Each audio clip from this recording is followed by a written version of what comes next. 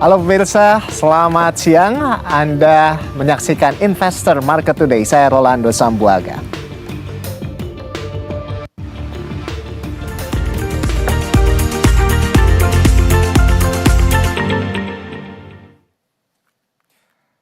Ya, pemirsa, hari ini Presiden Prabowo Subianto menyampaikan pidato kenegaraan dalam sidang tahunan MPR DPD RI. Dalam pidatonya, Prabowo menyampaikan hasil kinerja pemerintah yang sudah berjalan selama hampir 300 hari atau hampir 10 bulan. Dan untuk mengawali Investor Market Today spesial kali ini, kita akan lihat bagaimana situasi terkini di gedung MPR DPD RI yang saat ini berada di mini studio di gedung DPR RI.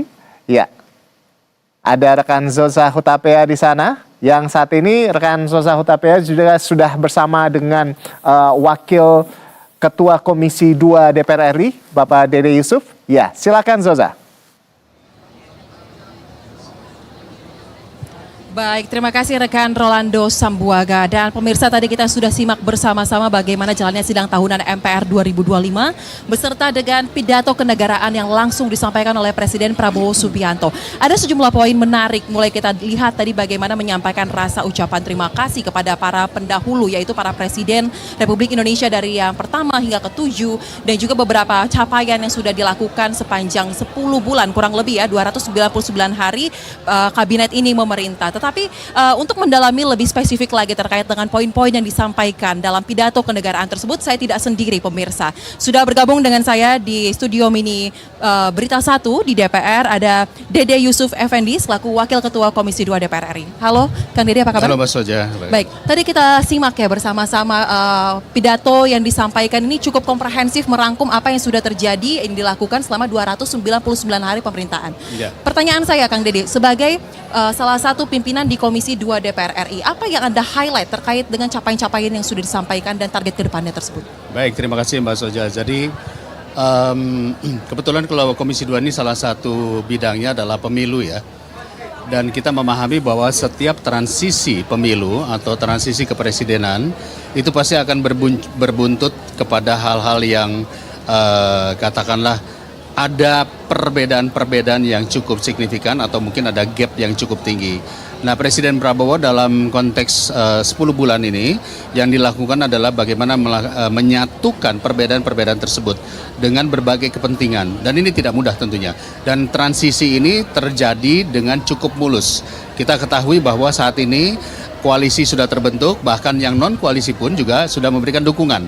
Artinya ini sangat penting bagi Presiden Prabowo, karena bagaimanapun juga seorang presiden di mata dunia internasional harus memiliki power yang cukup kuat, sehingga ketika kita mau berbicara investasi apapun juga, negara-negara lain atau investasi juga harus yakin bahwa presidennya kuat. Nah, ini sudah ditunjukkan selama 10 bulan ini ya. Dan yang kedua adalah mengenai persatuan, artinya menghilangkan luka-luka lama ya yang mungkin pernah tersisa, lalu kemudian kita bersatu dengan berbagai kekuatan untuk melakukan pembangunan sesuai dengan janjinya kepada rakyat Indonesia. Saya pikir ini sudah dilakukan, sudah mulai terjadi ya. Nah, poin ketiga yang saya catat adalah pemberantasan korupsi secara masif. Betul sekali yang disampaikan tadi oleh Pak Prabowo. Negara kita saat ini sedang mengalami defisit. Kalau kita berbicara dari keuangan, apakah pajak dan lain-lain.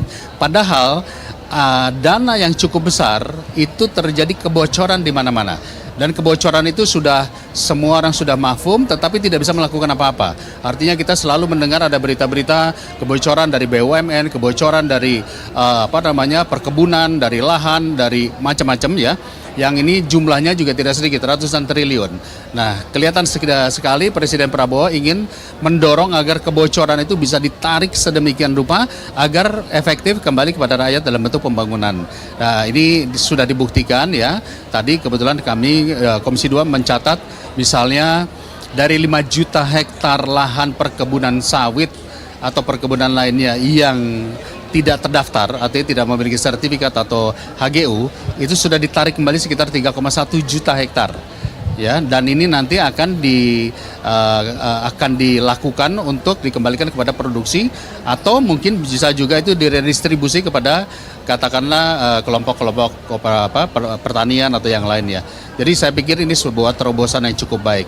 Berikutnya catatan penting juga adalah mengenai tambang-tambang. Ada ribuan hektar tambang yang saat ini tidak bersertifikat atau ilegal, itu juga akan ditarik kembali. Saya pikir ini terobosannya bagus. Baik, tambang-tambang itu kalau tidak salah tadi Bapak Prabowo meng-highlight kerugian yang ditaksir ini bisa mencapai 300 triliun rupiah, ini angka yang sangat besar ya. Ya, betul sekali ya, kalau misalnya dikatakan kebocoran itu karena uang itu tidak dimanfaatkan di Indonesia dalam bentuk pembangunan, itu uang lari keluar. Saya bisa memahami saat ini kalau kita berbicara transfer keuangan ke daerah. Ya, mungkin saat ini Mbak Yosa juga bisa mendengar cerita ada beberapa kabupaten yang menaikkan PBB-nya begitu tinggi. Betul. Ya, itu kan karena transfer keuangan daerah tidak lagi seperti dulu, artinya ada yang berkurang. Nah, padahal kalau kita lihat tadi tambang-tambang, perkebunan ataupun juga kebocoran itu adanya di daerah-daerah. Betul. Nah, apabila ini ditata dengan baik, mestinya pendapatan daerah bisa meningkat tanpa harus menaikkan pajak-pajak itu tadi kepada rakyat. Nah, ini yang sedang kita tunggu bagaimana peraturan turunannya, perpres lainnya ataupun permen-permen terhadap kebocoran tadi ditarik gitu. Baik, dan kemudian kalau kita berbicara mengenai apa yang sudah disampaikan oleh Presiden Prabowo Subianto, harus kita akui memang transisi smooth, Anda juga menegaskan tersebut. Dan saya ingin soroti terkait dengan bagaimana roda birokrasi dari pusat hingga ke daerah ini berjalan. Apakah ada catatan tersendiri, mungkin seperti rentang koordinasi yang terlalu panjang, atau ada catatan yang lain mungkin? Baik, di bidang birokrasi tentunya masih harus dilakukan perbaikan.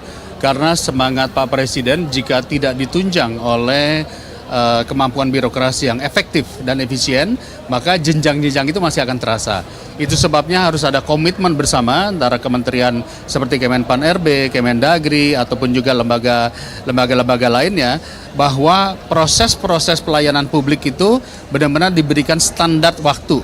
Misalnya 2 hari, seminggu, 2 bulan. Jangan sampai yang sudah ditetapkan 2 bulan ternyata molor jadi 6 bulan, sengaja dilama-lamain ataupun yang lainnya. Nah, ini menurut saya adalah sebuah proses yang memang harus dilakukan oleh kementerian-kementerian lainnya agar cepat sigap mengantisipasi tersebut. Baik, dan kalau tidak salah tadi Presiden Prabowo juga mengatakan bahwa berkomitmen untuk mengoptimalkan 20% dari APBN kepada pendidikan, peningkatan gaji guru, dan juga non-guru ASN. Pertanyaan saya terkait dengan hal ini, seperti apa pandangan Anda? Mungkin secara general ya, anggota DPR, tidak di Komisi 2 saja.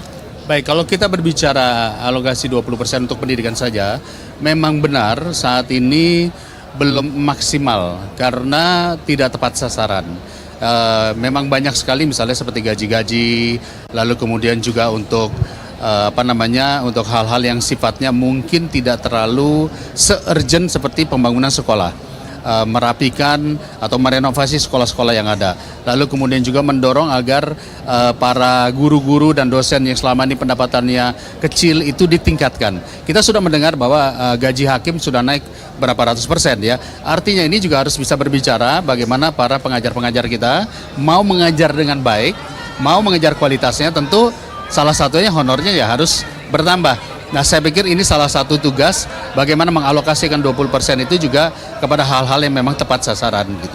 Baik, kalau begitu kita akan kawal bersama ya, Kang Dede dari DPR menjalankan fungsi pengawasannya dan juga fungsi legislasi tentunya dalam pemerintahan yang saat ini berjalan, dan kami juga dari media akan terus kawal. Oke. Terima kasih Kang Dede yang telah berbagi pandangan bersama kami di Berita Satu Spesial. Dan untuk sementara demikian dulu, saya kembalikan ke rekan Rolando Sambuaga di Studio Semesta.